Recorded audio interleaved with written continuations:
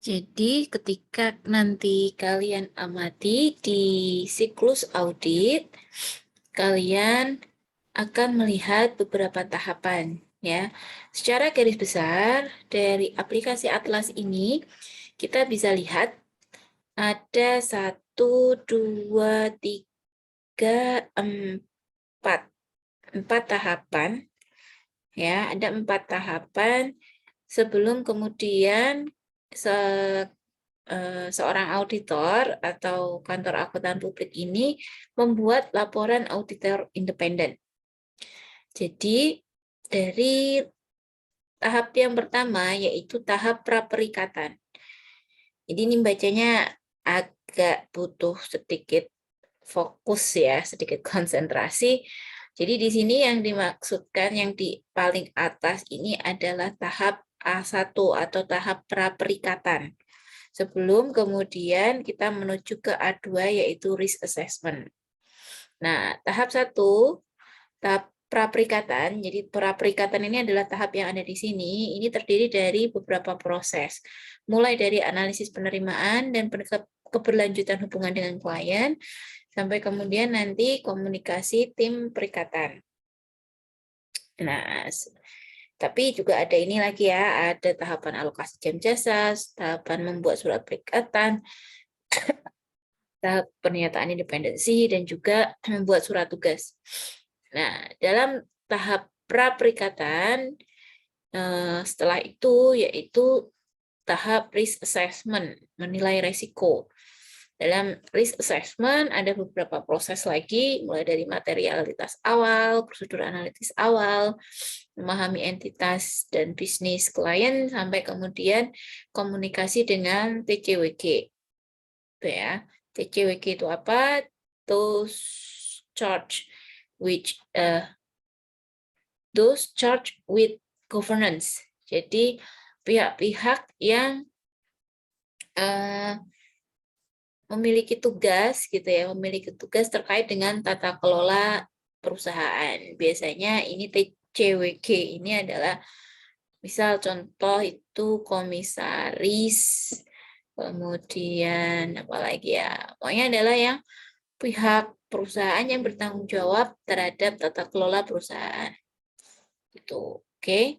Kemudian setelah risk assessment, tahap selanjutnya ini adalah risk response.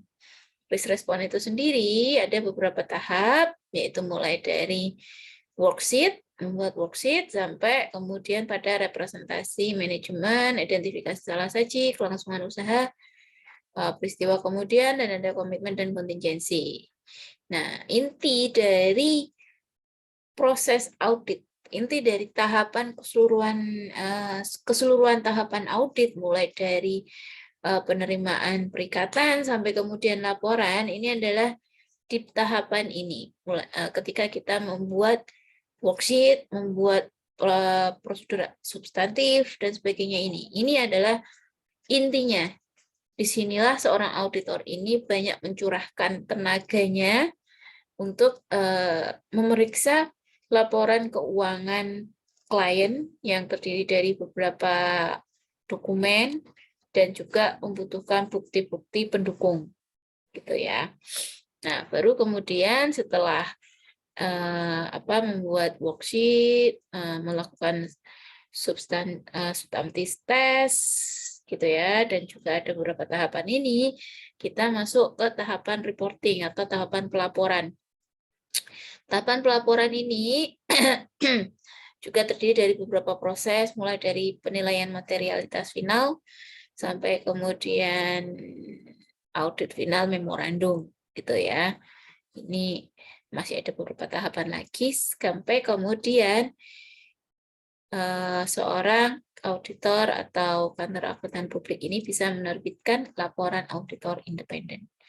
Nah, tahapan-tahapan ini memang ada beberapa versi. Mungkin di buku Boynton itu versinya sendiri, bukunya lain penulis lain juga ada versinya sendiri. Nah, kalau Atlas versinya seperti ini. Oke. Ya, ini adalah siklus audit yang digambarkan melalui aplikasi Atlas.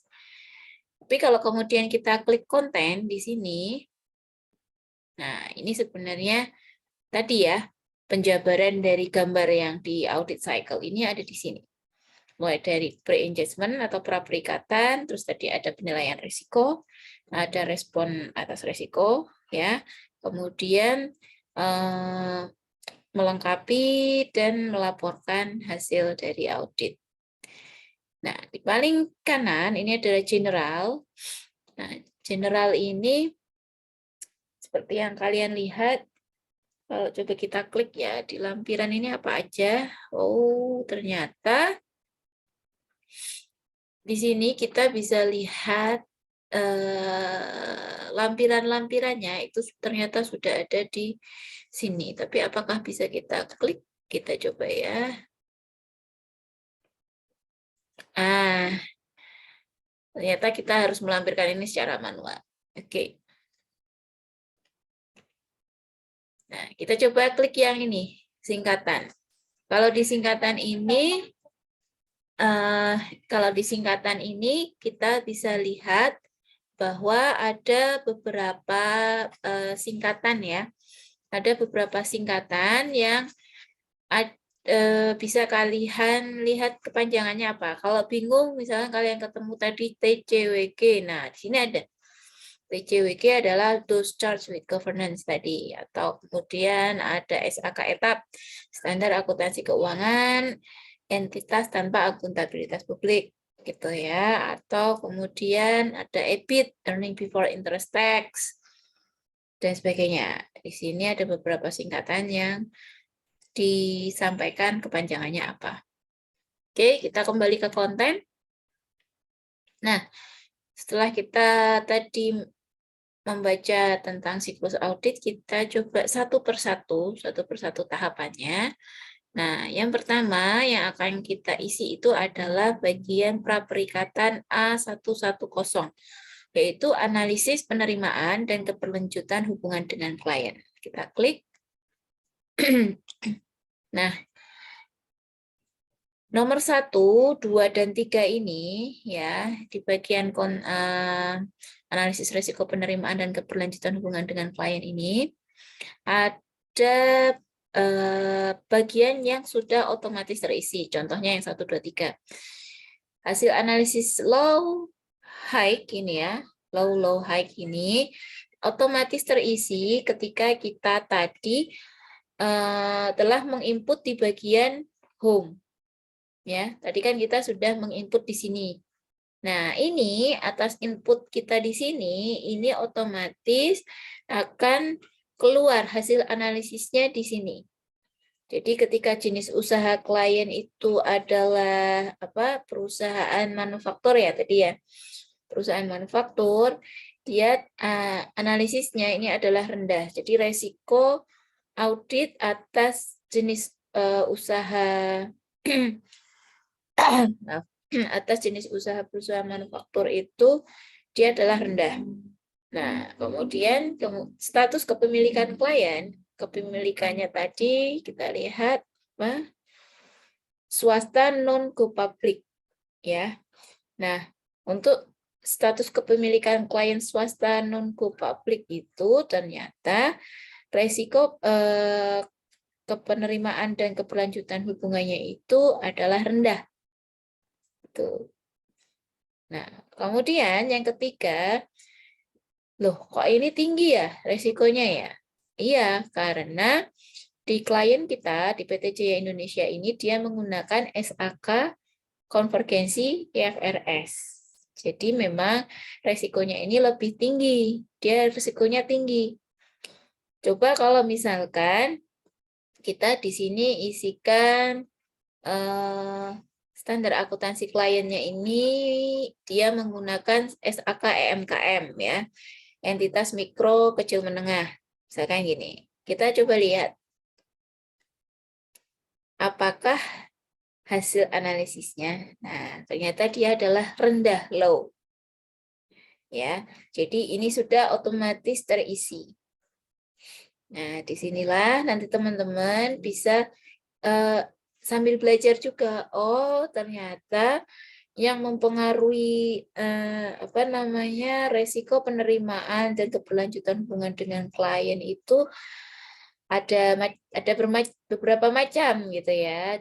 Mulai dari jenis usaha klien, status kepemilikan klien, SAK yang digunakan, kemudian ada isu pelaporan keuangan terdahulu, integritas manajemen, kompetensi, dan kemudian juga komunikasi dengan auditor sebelumnya. Nah, di sini teman-teman saya harapkan sambil mengingat juga ya, oh ada beberapa faktor nih ketika kita menganalisis risiko penerimaan dan keberlanjutan hubungan dengan klien. Kalau ternyata jenis usaha klien itu adalah jenis usaha manufaktur tadi, ternyata hasil analisisnya resikonya rendah. Begitu juga ketika SAK yang digunakan oleh klien itu adalah saya kembalikan ke semula ya. Ketika yang digunakan SAK-nya itu adalah SAK umum konvergensi IFRS, ternyata ini adalah salah satu faktor yang mempengaruhi hasil analisisnya ini menjadi tinggi. Tuh, karena SAK dengan konvergensi IFRS itu tentu saja akan lebih rumit, akan lebih kompleks dibandingkan dengan SAK EMKM, SAK etap, maupun dengan SAK syariah. Gitu ya. Kemudian selanjutnya yaitu isu pelaporan keuangan terdahulu. Nah, ada isu apa? Kita lihat dari soal. Dari soal bisa kita lihat nomor 2 ya. Entitas berdiri sejak lama dan laporan keuangan periode sebelumnya tersedia dan telah diaudit oleh auditor independen lain. Jadi PTJ Indonesia ini sudah berdiri lama dan diaudit oleh auditor lain di tahun sebelumnya. Nah, di sini kita drop down-nya kita klik. Nah, ada beberapa pilihan mulai dari entitas berdiri pada periode berjalan dan laporan keuangan tersedia pada periode berjalan. Dan seterusnya sampai yang paling bawah adalah entitas berdiri sejak lama dan laporan keuangan periode sebelumnya tersedia dan telah diaudit oleh auditor lain, auditor independen lain atau auditor yang bersangkutan. Jadi kita pilih yang paling bawah ya, sesuai dengan soal yang ada. Kalau misalkan soalnya bunyinya ternyata perusahaan ini berdiri sejak lama tapi belum pernah diaudit, berarti kita pilih yang nomor 3. Ya. Kita berarti pilih yang paling bawah sesuai dengan soal.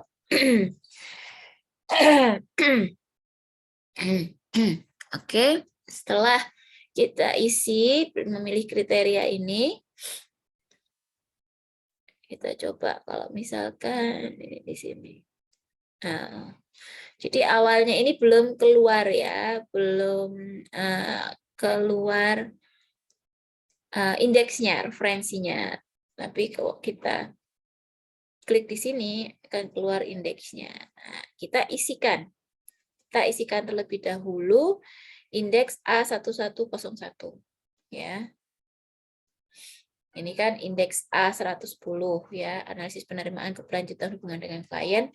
Ini beranak lagi indeksnya yaitu A1101. Kita klik. Yang di atas ini sudah otomatis terisi waktu kita juga mengisi bagian beranda. Oke. Nah, untuk menjawab ini tadi, menjawab beberapa checklist pertanyaan terkait isu pelaporan keuangan terdahulu, dari tadi yang sudah saya sampaikan melalui soal, kita jawab ya. Nomor 1, apakah terdapat isu mengenai kelangsungan usaha yang tersaji? Pada catatan atas laporan keuangan sebelumnya, tidak. Ya. Atau pada opini auditor sebelumnya, juga tidak. Kemudian nomor 2, nah, apakah terdapat isu mengenai restrukturisasi keuangan? Kita lihat di soal. Ya, jadi kita mengerjakan aplikasi Atlas ini sambil melihat ke soal Excel-nya ya. Nah, kalian lihat nanti di nomor 3 di soal, di sini disebutkan bahwa opini auditor tahun lalu adalah wajar dengan pengecualian karena tidak terdapat pengakuan imbalan kerja. Kemudian yang kedua, tahun sebelumnya perusahaan telah melakukan restrukturisasi atas hutang bank yang akan jatuh tempo tahun 2020 untuk mereschedule jadwal pelunasan utang yang akan jatuh tempo. Namun belum ada kesepakatan dengan pihak bank dan seterusnya. Nah, jadi di Atlas, waktu ditanyakan checklist pertanyaannya, apakah terdapat isu mengenai restrukturisasi keuangan? Jawabannya adalah ya. Kalau ini di kasus lain, di kasus klien lain, bisa saja jawabannya tidak ya. Tapi karena ini adalah kasusnya PT Jaya Indonesia, jadi kita memang jawabannya ya, memang ada isu restrukturisasi keuangan. Kemudian, apakah terdapat isu tentang kerugian yang berlanjut? Tidak ada. Apakah terdapat isu mengenai penyajian kembali atas laporan keuangan? Tidak ada. Dan apakah opini auditor periode lalu menyatakan opini selain wajar tanpa pengecualian? Ya.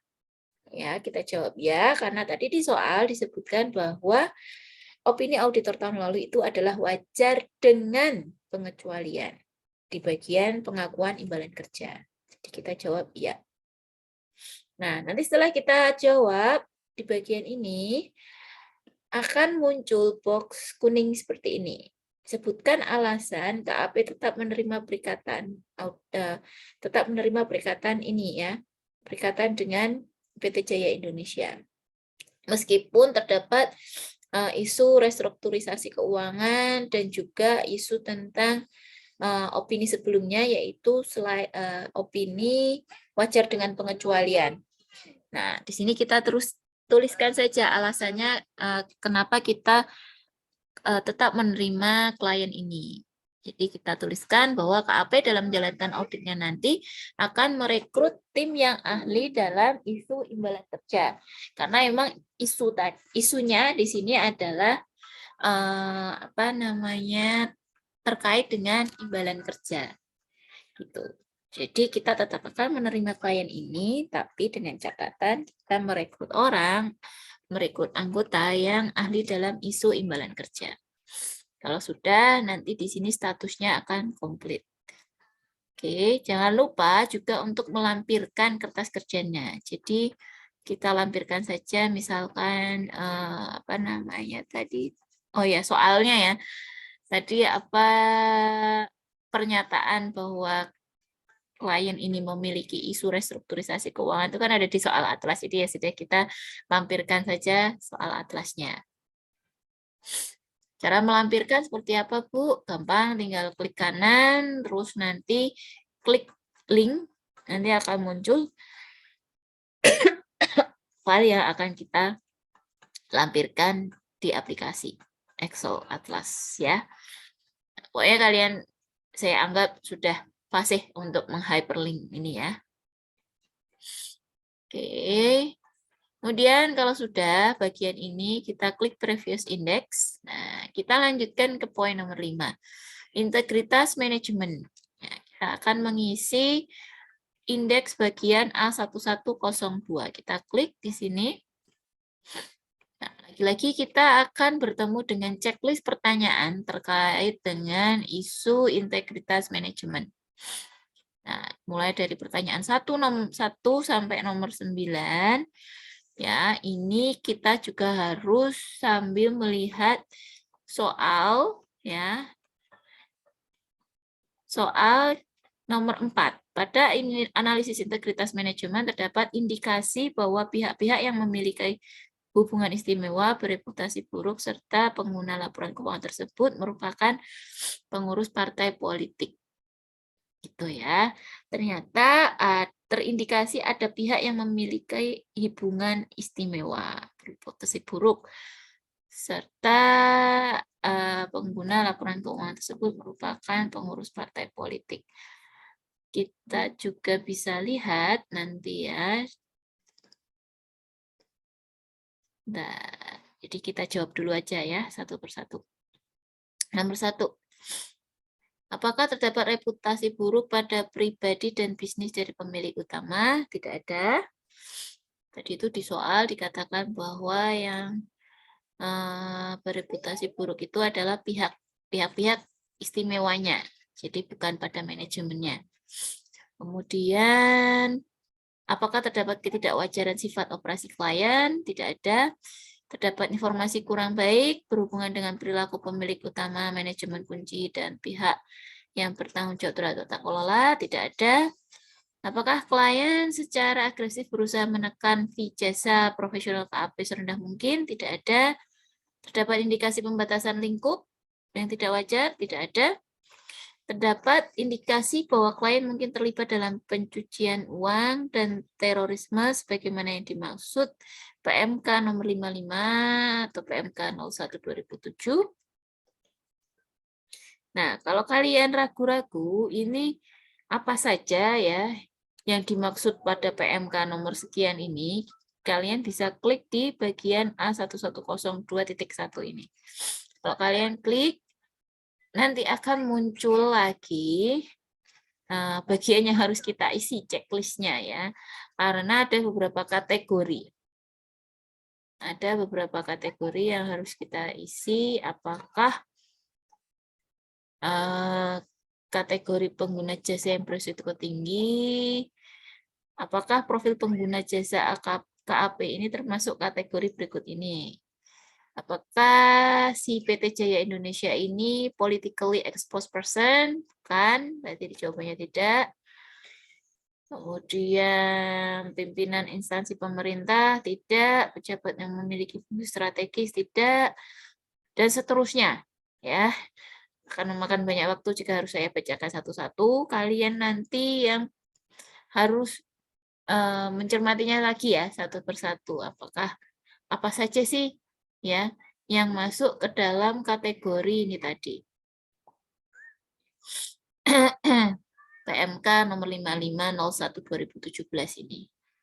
Nah, ini kenapa penting? Karena untuk men-screening ya, untuk men-screening apakah terdapat kemungkinan itu klien terlibat dalam pencucian uang atau terorisme. Itu ya. Kalau misalkan jawabannya di sini semuanya ternyata adalah tidak, itu berarti aman. Tapi harus kita jawab ya, harus kita isikan di sini. Tidak, semuanya kita jawab tidak ya, diisi tidak semuanya. Kalau kalian juga masih penasaran tentang apa saja yang siapa saja yang dimaksud oleh pejabat negara, di sini juga bisa ada detailannya ya, ada detailnya. Pejabat negara itu adalah mulai dari presiden, wakil presiden, sampai pejabat negara lain yang ditentukan oleh undang-undang. Kita balik lagi aja. Jadi setiap ada bagian-bagian yang memerlukan informasi lebih jelas, itu biasanya ada link yang bisa kita klik untuk tahu apa aja. Oke. Nah, nanti kalau ini semua sudah kalian jawab tidak, ya, ini semua kalian jawab tidak, akan muncul secara otomatis di hasil analisis. Hasil analisisnya adalah low, rendah. Ya. Oke. Kalau sudah, kita lanjut lagi ke bagian indeks sebelumnya. Integritas. Nah, ini otomatis di bagian nomor 6 ini tadi adalah tidak. Gitu ya. Kemudian nomor 7, apakah terdapat identitas dan reputasi buruk atas bisnis dari pihak yang mempunyai hubungan istimewa? Nah, ini tadi baru kemudian jawabannya adalah iya, karena di soal disebutkan ya. Jadi di soal disebutkan bahwa terdapat indikasi bahwa manajemen ini memiliki hubungan istimewa terhadap pihak yang bereputasi buruk. Makanya ini tadi kita jawab iya. Apakah terdapat 2 auditor independen untuk melakukan audit atas laporan keuangan pada periode yang sama? Jawabannya adalah tidak. Kemudian apakah terdapat alasan yang tidak wajar atas penunjukan dan penggantian KAP sebelumnya? Ini jawabannya juga tidak. Ya. Kalau sudah, nanti hasil analisisnya sudah dijawab semua, statusnya akan komplit. Alasannya, kalau kalian mau mengisi alasan KAP tetap menerima perikatan tersebut, boleh ya. Tapi untuk sementara mau dikosongkan dulu juga nggak apa-apa. Soalnya tadi di bagian yang sebelumnya juga sudah di state ya. Sebenarnya di sini juga sudah di state. Mbak Pedana kan merekrut anggota tim yang ahli dalam isu imbalan kerja. Kita langsung saja lanjut di bagian nomor 6. Kompetensi, ketersediaan waktu, dan independensi personel KAP untuk penunjukan tim perikatan di bagian A1103. Nah, di sini daftar personel KAP-nya diisi ya.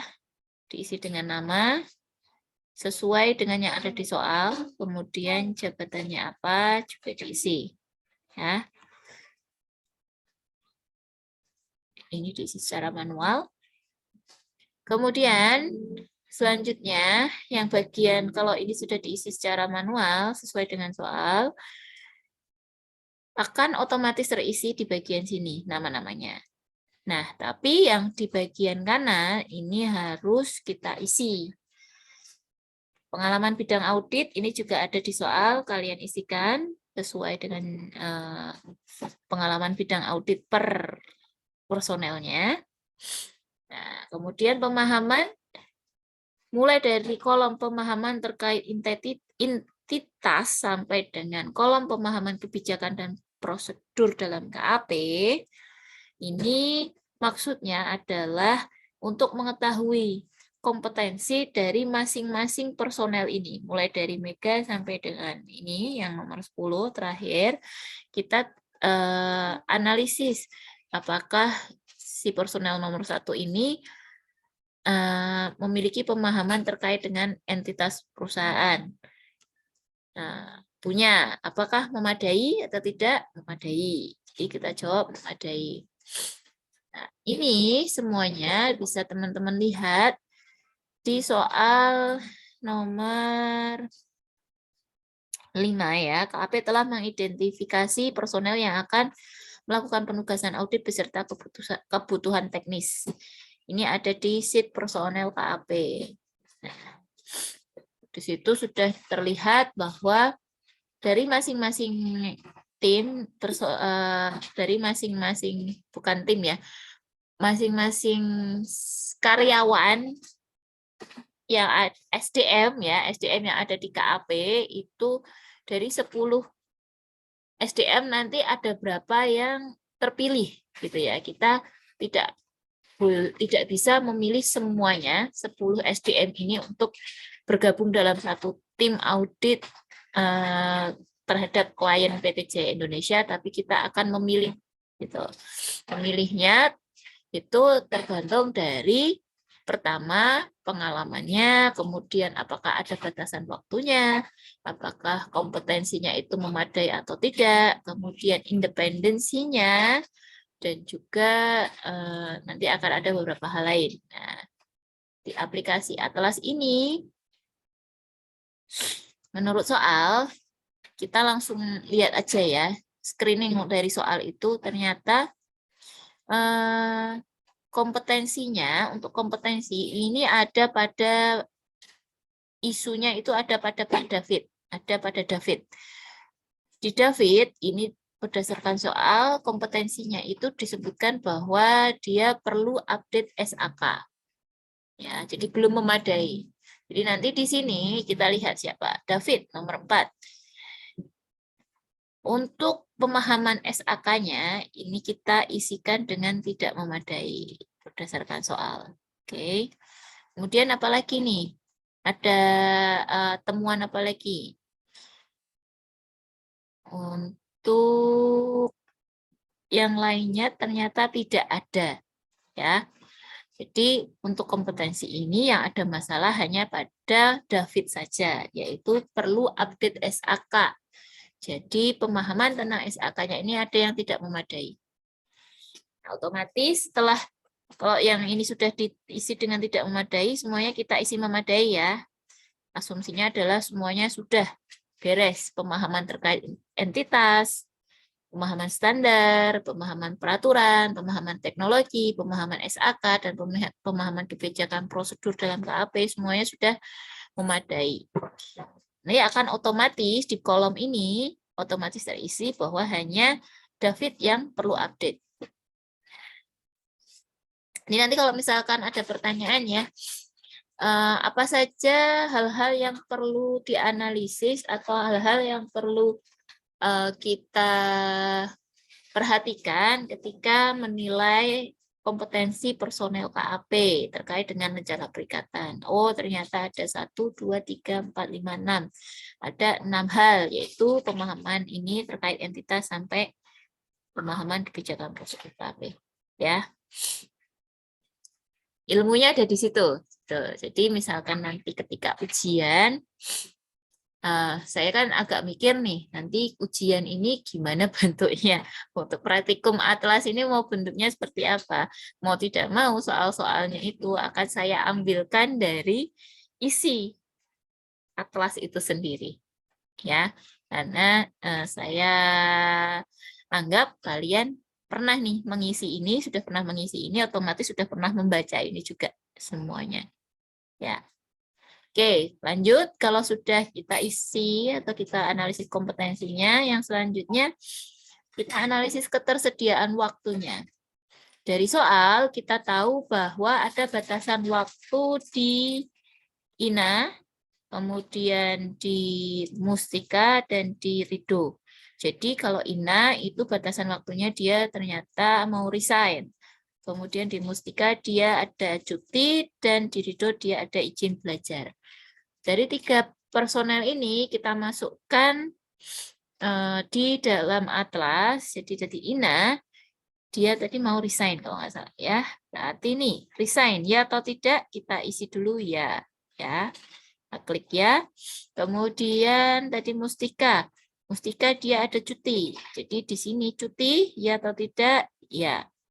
Dan kemudian terakhir di Rido dia batasan waktunya yaitu ada izin belajar.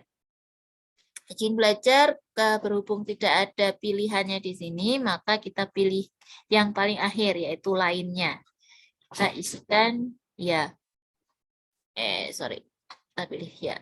Nah, kalau sudah yang lainnya kalian pilih tidak semuanya ya. Kalau sudah diisi tidak semua, akan otomatis di bagian ini terisi bahwa Ina, Mustika, dan Rido memiliki memiliki keterbatasan waktu terkait dengan rencana perikatan. Nah, kalau sudah terisi, ringkasan hasil analisis kompetensi dan ketersediaan waktu ini otomatis juga ikut terisi untuk masing-masing nama. Ya. Oke. Sudah, langsung kita lanjut ke independensi. Kita klik independensi, lanjut. Nah, untuk independensi ini, lagi-lagi kita akan kembali ke soal. Di bagian soal, tadi sudah disebutkan, KAP ini mengidentifikasi personel yang akan melakukan penugasan di bagian independensi. Ada sheet bagian independensi. Kita klik. Nah, ternyata dari hasil evaluasi independensi tim diketemukan bahwa Zenul ini ternyata memiliki istri yang bekerja sebagai direktur utama di PT Jaya Indonesia. Dan juga Fazar ternyata setelah dievaluasi diketahui dia memiliki hubungan bisnis dengan klien. Oke. Jadi dari 2 orang tersebut kita isikan di aplikasi Atlas ya, Zenul di sini Zenul dan Fazar. Jadi si Zenul ini dia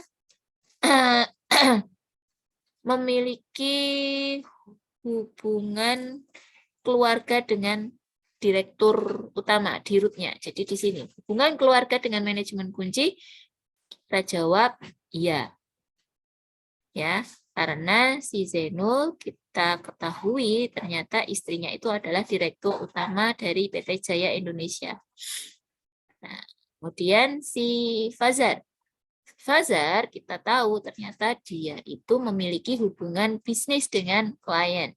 Nih, memiliki hubungan kerjasama bisnis dengan klien, kita di sini kita jawab ya.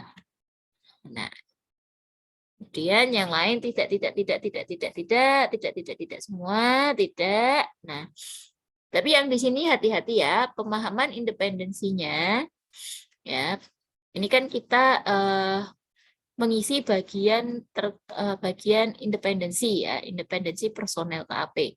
Jadi selain dia tidak memiliki hubungan hutang piutang, tidak memiliki hubungan kerjasama bisnis dengan klien, dia juga tidak memberikan jasa lainnya terkait benturan kepentingan, dia juga tidak memiliki hubungan keluarga dengan pemilik maupun hubungan keluarga dengan manajemen kunci. Auditor, tim audit ini juga harus memiliki pemahaman independensi yang cukup. Nah, memiliki pemahaman tentang independensi yang cukup. Oke. Nah, ini berarti kita jawab ya semua. Asumsinya semua personel ini sebenarnya sudah paham mengenai konsep independensi itu seperti apa. Hanya saja ya memang di Zainul dia ternyata istrinya direktur umum dan ternyata si Fazar dia punya hubungan bisnis dengan klien. Nah, kalau sudah semua yang di sebelah sini kita jawab ya, pemahaman independensinya semua sudah paham dan di sebelah sini juga semua sudah dijawab, akan otomatis yang tidak memadai tentu saja Zainul dan Fazar. Ya. Nah, nanti yang di bagian bawah, kolom 1, 2, 3, 4 ini juga sudah otomatis terisi. Nah, setelah otomatis terisi, dari kompetensi ketersediaan waktu dan independensi ini, kira-kira siapa yang akan terpilih sebagai anggota tim? Ya. Nah, kalau yang ada batasan waktu, kemudian ada yang perlu update SAK, kemudian ternyata independensinya tidak memadai, kira-kira terpilih atau tidak? Atau juga, ya, enggak ya. Nah, oleh karena itu, yang kita pilih hanyalah personel-personel yang memadai untuk ketiga kategori ini, yaitu Mega, kemudian Sumaya, kemudian Kirlan, Ristia, dan sudah. Ternyata hanya ada 4 personel yang memadai. Jadi untuk keempat personel yang memadai ini pilih sebagai tim perikatan, ya. Kita pilih. Ini juga kita pilih Sumaya, Kirlan, dan Ristia. Sisanya tidak. Oke. Setelah itu, kita juga bisa mengisikan inisial namanya. Jadi kalau Mega, nama lengkapnya ini Mega Handayani, berarti MH. Kemudian kalau Sumaya, inisial ini adalah singkatan nama. Ya, dari singkatan namanya saja. Kemudian peran dalam tim, si Mega ini dia adalah sebagai partner, kemudian Sumaya ini manajer, kemudian Zainul ini sebagai ketua tim, dan yang terakhir Ristia ini adalah sebagai anggota tim. Oke. Sudah terisi semua, nanti status KKP-nya akan otomatis komplit. Oke, sampai di sini dulu. Kita lihat sebentar.